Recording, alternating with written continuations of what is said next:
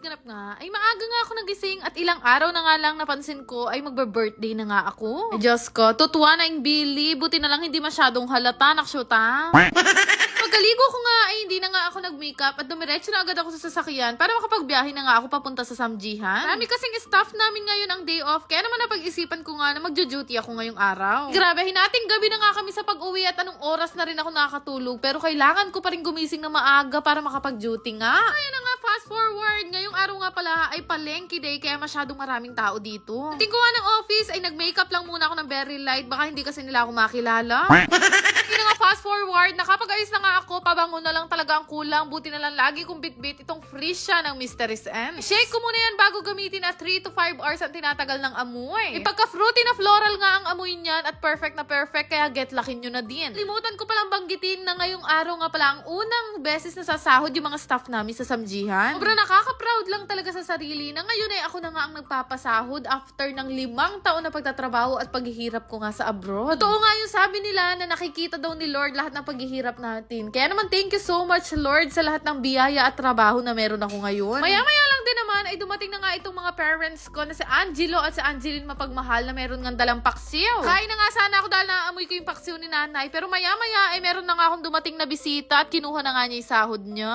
Kapag pasahod na nga kami, nag-start na rin kami kumain ng tanghalian ni Bebo dahil simula kaninang umaga ay hindi pa nga kami kumakain. Hindi nga kumakain ng paksiw tong si Bebo kaya ako ang kumain ng paksiw tapos adobo naman ang inulam niya. Tapos nga akong kumain ay nagpunta na nga ako dito sa kaha dahil si nanay ko naman ang kakain at nakapagpalitan muna ako sa kanya. Nyo guys, tuwang-tuwa ako ngayon dahil binisita nga ako nitong napaka-cute na lettuce na si Inday Eunice at si Mama Rochelle. Tuwang-tuwa ako sa bata na to dahil napaka-jolly at ito naman si Mama Rochelle ay napaka-creative. Ayaw pa nga ng pinanggalingan nila pero nagbiyahe pa sila papunta dito sa Apalit, Pampanga kaya sobrang na-appreciate ko itong mag-inang to. Wala kasi nung opening ng Clark branch namin sa Okoy King eh hindi na nga ulit kami nagkita nitong si Inday. Kakatuwa lang na sobra kasi nag-effort pa talaga silang mag-ina na mag-costume para kumain dito sa Samjihan namin. Sabi ko nga sa inyo, itong lettuce na meron kami ngayong araw, hindi lang cute, masarap pang kagatin. Each time nga pala sila nagpunta at napakarami na rin naman naming customer. At sa ngayon pala ay gusto ko lang sabihin sa inyo na tumatanggap na nga kami ng reservation. Ito nga pala yung page namin kung saan kayo pwedeng magpa-reserve at meron naman phone number dyan kung saan pwede kayong tumawag. Pero ayun nga, mabalik nga tayo dito kay Inday. Napaka-cute nga niya at hindi siya nahihiyang mag-photoshoot. Nakakatuwa.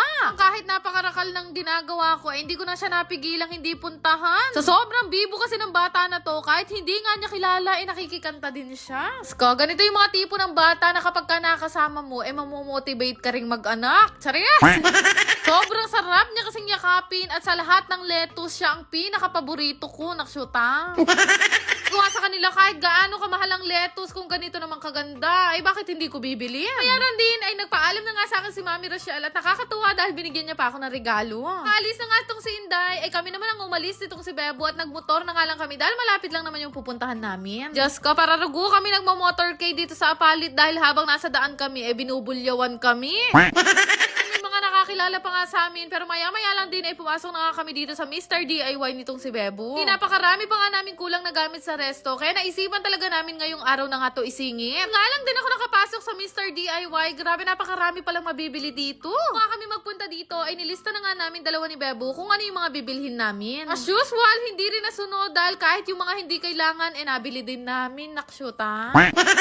Ayoko na pupunta sa mga ganito. Pagka nakakita ko ng staff na cute, kahit hindi masyadong matibay, binibili ko. Kapag bayad na nga kami dalawa ni Bebo, ay magbabiyahe na ulit kami, pabalik nga ng resto. Imagine, gaano kami katagal sa Mr. DIY, ginabi na kami sa daan. Kabalik nga kami dito sa resto, tawang-tawa ko dito sa isa naming customer, tinalo daw niya si Bebo, sa dami ba naman niyang suot na alahas? After naman noon, maya-maya nga, ay tinawag nga kami ng mga singer namin na kaming dalawa naman daw ni Bebo ang mag-perform. Actually, hindi nga kami prepare ni Bebo ng mga time na yan, kaya lang marami nagre-request na customer. Pansin ko nga habang nagkakanta kami, ay wala talagang nagre-refill. Perfect!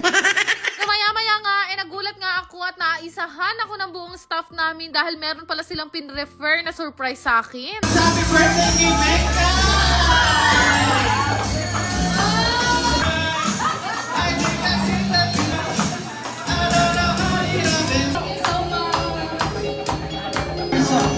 I said you're holding back. She said, shut up and dance with me. Nakakatuwa lang isipin dahil first time yata mag nagsusurprise sa akin ni Bebo nang hindi ko nakutuban. Akala ko nga magpo-propose siya sa akin, kaya lang naalala ko nag-propose na pala siya, nakshoot ha.